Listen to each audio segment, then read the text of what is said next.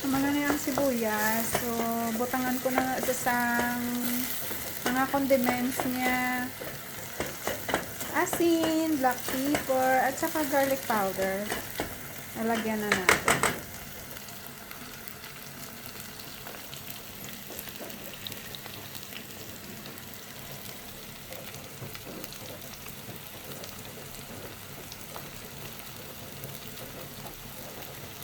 Lagyan ko na din ng konting asin. Kasi yung paglaga ko, nilagyan ko na ng asin. So, baka umalat. Yan, ready na siya. Maraming sibuyas na, sapat na yung lasa. Hindi kami naglalagay ng ng MSG pala. Kasi wala naman kaming ganun At saka, bawal, alam mo na. Ingat-ingat sa katawan sa mga kinakain.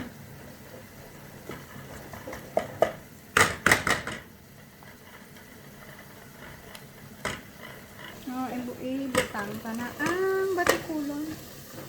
Nasa haluin natin kaya para mag-absorb ang sibuyas at ang mga condiments naging panglagay natin dara sa batikulon. So,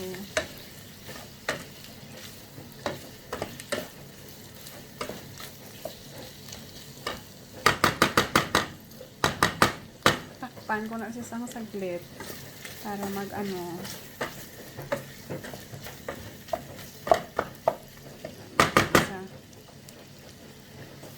amo na ni sa ready na sa ibutang ang mayonnaise. So, ibutang na natin.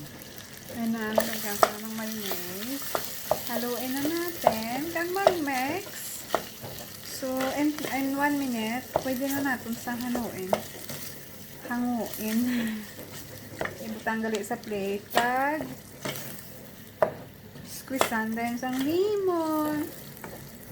May napansin ka mga kulang. Hindi, kasi ako mahilig sa manghang. Pero nalagay ko na kung manghang mo. Pero hindi ko kay baby. Tapos na